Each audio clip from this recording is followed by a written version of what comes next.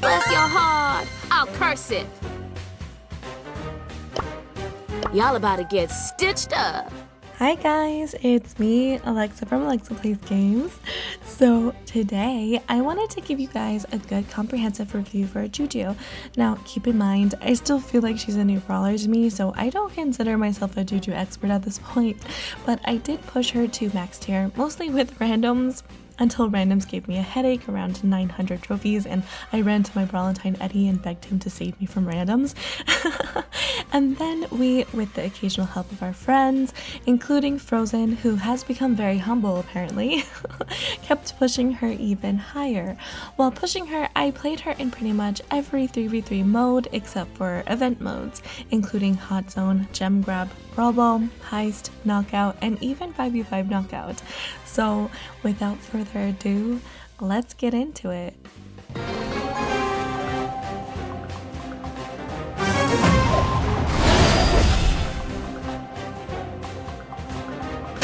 My magic's thicker than gum. So I'm sure the first question you might have is she broken? Well, in my video yapping about the Angels and Demon Brawl talk, I did say I think that we may have another Larry and Lori apocalypse on our hands, but now that she's been released for a while, not just early pass, but long enough that people like me who unlocked her with credits have had enough time to push her to max tier and higher, I can say, yeah, I was wrong about that. Not because she's not broken in certain ways, but I think because everyone has been dealing with brawlers who are just so in your face broken, Kenji, Mo, and Clancy, that Juju is like sneaky broken. Since she has so much going on with her mechanics, I don't think it's very obvious how strong she is, and I think for the average casual, they're just not going to recognize her potential right away. With Larry and Lori, there wasn't much to figure out when it comes to their mechanics, so players abusing them during the apocalypse were pretty brain dead about it.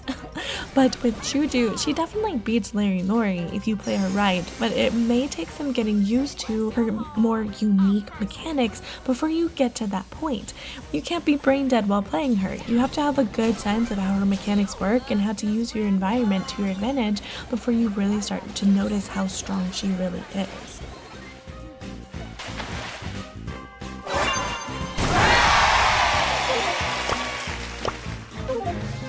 I'm pulling the strings here. But yeah, it was really uncanny. When I started pushing Juju, I didn't realize this at first, but I was exactly 1,000 trophies away from 70k. So when I reached max tier with Juju, I also reached 70k. So be proud of me, guys. I beat Brawl Stars. Again.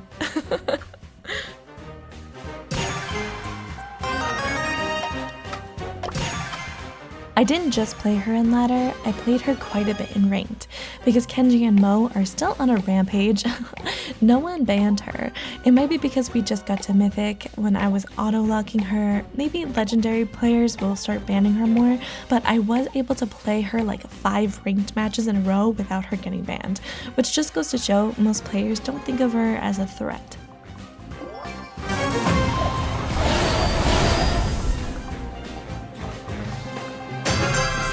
Or step out.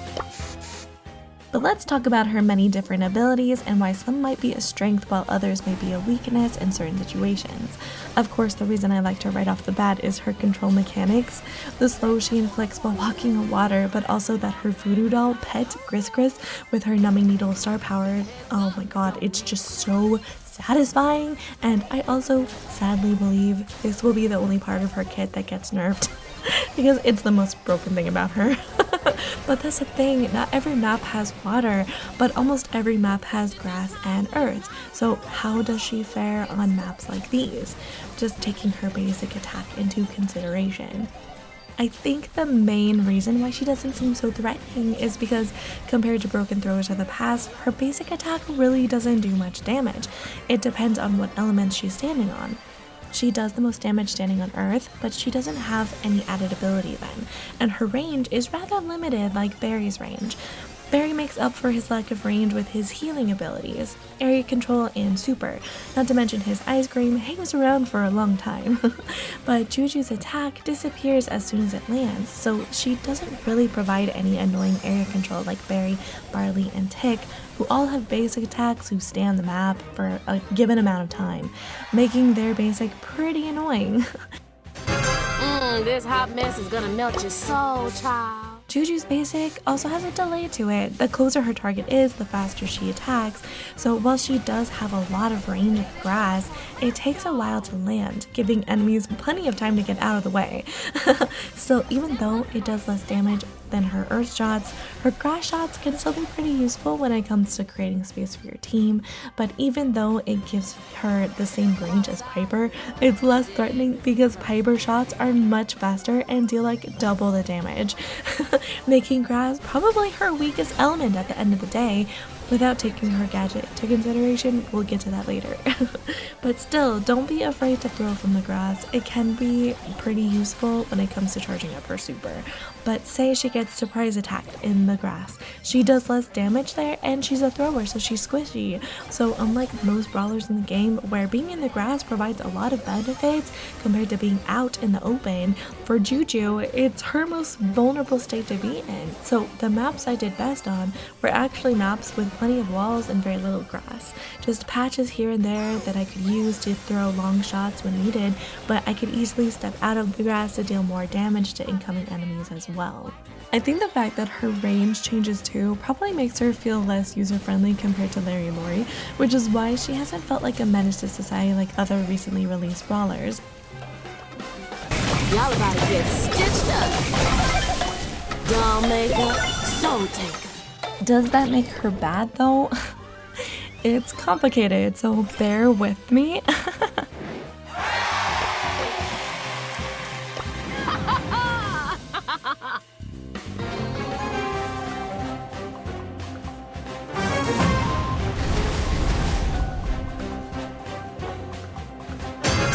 at my next plaything. Time to improvise. She's not bad. She's very strong. Broken if she's on water, but still very strong and versatile everywhere else. But I think as of right now anyway, she's a little misunderstood. Again, because she's not a brawler you can figure out quickly, like Larry and Lori was upon release. She takes some getting used to, and I think her basic is probably what makes the average casual think she's not very good. Why? Well, her range is significant, but her grass shots tickle most brawlers at only 1600 damage, and even her highest damage earth attack only deals one 2000 damage hit. Larry inflicts two 1400 hits per throw, so if the enemy can't get away from the second hit, Larry is dealt 2800 damage. And this is after he was nerfed a dozen times. So when he was released, it was much higher. Since the casual brawl community tends to be more focused on kills and damage, this lack of damage probably makes her feel weak in comparison to other throwers who inflict multiple hits per throw. But if you judge a brawler based on their basic attack, damage, and kills, you're missing the point of Brawl Stars. Brawl Stars is a strategy game. You need to think about more than just damage. A lot goes into cooking up a strong comp. So a question I like to ask myself when I try to determine if a brawler is worth upgrading on my mini is, can this brawler be easily classified as more than one class? With Juju, oh my god, yes. She is quickly making her way to being one of my girls because she can be classified into almost every class. I think the only department she suffers in is damage.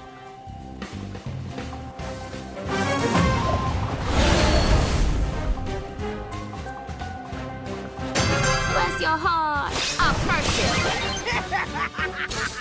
And that's because she can be a controller, a support, an assassin, and a tank counter on top of being a thrower with the range of a sharpshooter. Like, Juju can be played so many different ways, and I think depending on your strengths as a player, you're gonna find a way of playing Juju that suits you well and makes her very fun to play. Now, as a control specialist, I enjoy her obnoxious throwing abilities. They give me life. But I also often play the support role for my teammates, and her slow definitely adds an extra support element to her mechanics as well. She doesn't do a lot of damage when she attacks walking on water, but that combined with her voodoo doll Gris Gris and her voodoo chili gadget, which combines the power of all three elements into one shot, she can support her teammates by slowing enemies even when she's not close by, and that ability can help protect your teammates and help them win their matchups, which is why in most 3v3 modes I felt like voodoo chili was the most practical gadget. But if you love assassins, you'll definitely prefer using her other gadget, Elementalist. This gadget gives you an added ability depending on what element you're standing on. For earth, a shield; for water, extra movement speed; and for grass, invisibility. Which means if you like being sneaky to get a kill, you'll have fun using this gadget. It's not the most practical gadget because she doesn't have the damage of an assassin, but if you have your super charged up and the opportunity arises, you can be sneaky and snag some assassin-esque kills with her. Just keep in mind, she's squishy and this can backfire if you don't choose your victims wisely.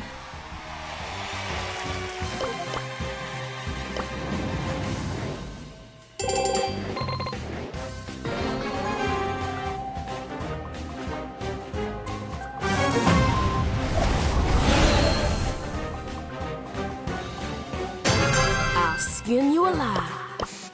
I would say when it comes to 1v1 matchups, Juju does tend to have the upper hand, which is why I found the best mode to play her in is Knockout.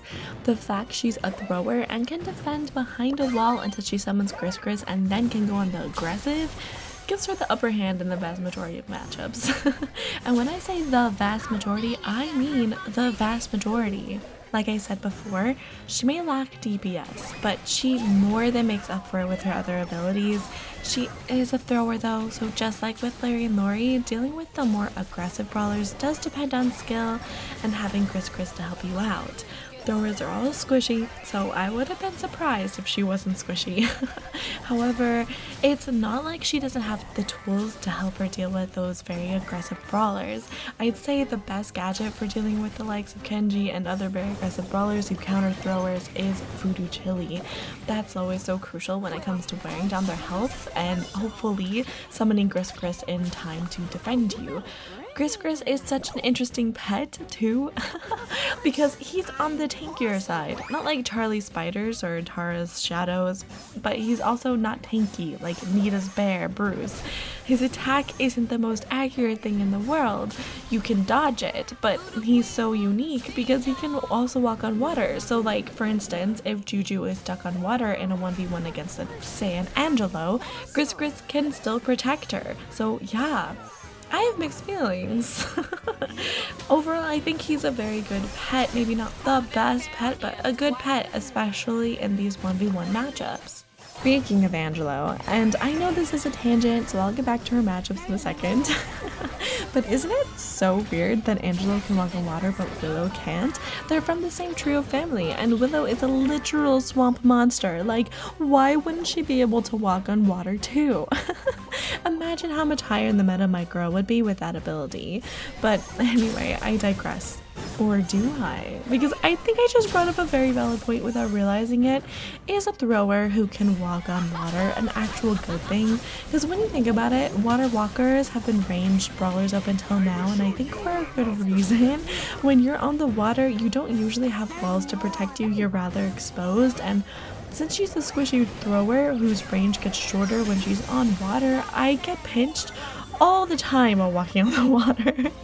It's like an advantage at the end of the round in Knockout, but not usually before that, because then she's exposed out in the open and an easier target.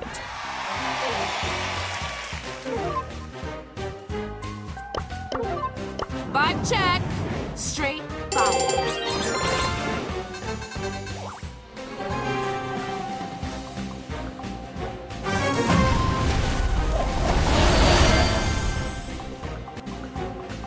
My magic's thicker than gum.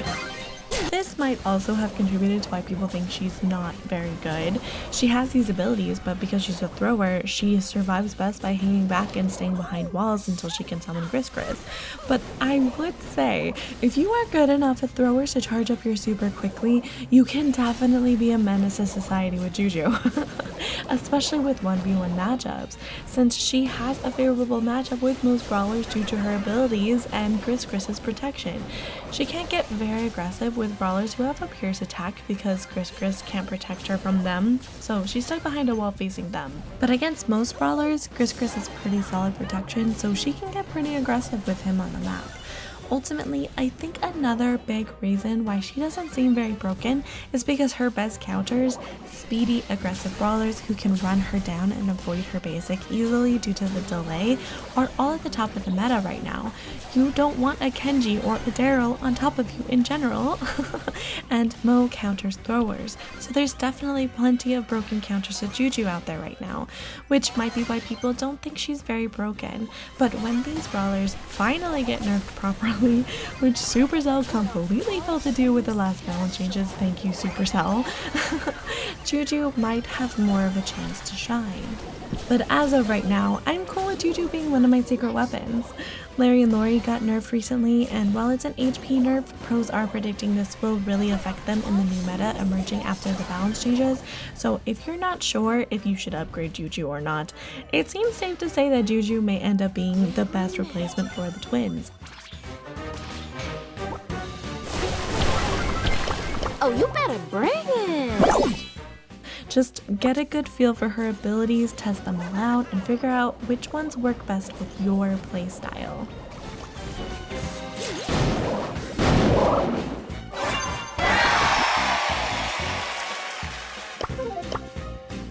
Stitching up that W, y'all! Bless your heart! I'll curse it!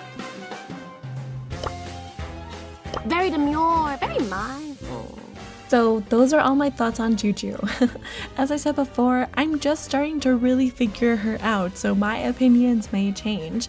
But for now, I think she's really good. Probably S tier for sure if you look at the meta as a whole. If you like this video, make sure to leave a comment and let me know. I love hearing from you guys.